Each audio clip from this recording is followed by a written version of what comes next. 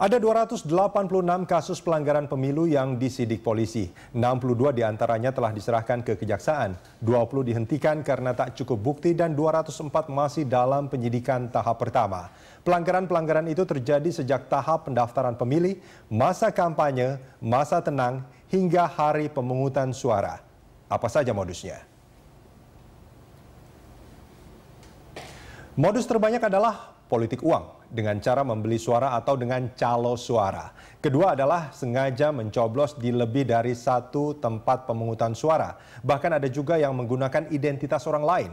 Modus lain adalah mengubah jumlah surat suara, ada yang menambahkan, ada juga yang mengurangi. Banyak cara dilakukan orang sekedar untuk menang dalam pemilu.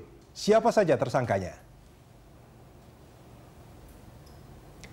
Yang paling banyak adalah tim sukses, ada 98 orang tersangka.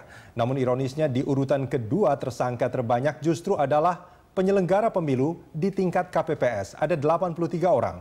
Ini menjadi pertanyaan apakah hasil rekap nasional akan sesuai jika sejak dari bawah sudah ada kecurangan.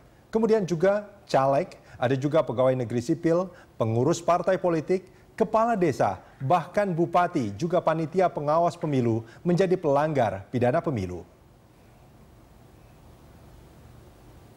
Ya, pemirsa, seperti yang saya katakan di awal, pelanggaran pidana pemilu terjadi secara masif. Kita lihat 5 teratas provinsi dengan pelanggaran pidana terbanyak.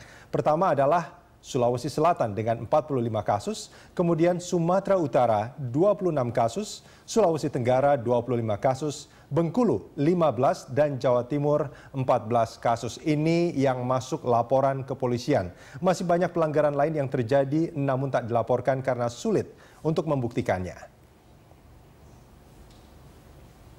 Nah, pemirsa, tak salah jika banyak yang mengatakan bahwa pemilu kali ini menjadi pemilu dengan pelanggaran tertinggi. Maka tak heran jika rekapitulasi suara nasional tersendat karena banyaknya data yang tak sesuai fakta. Informasi ini sekaligus menutup jumpa kita dalam Let's Vote pekan ini. Saya Rudian Danu, Let's Vote, jangan golput.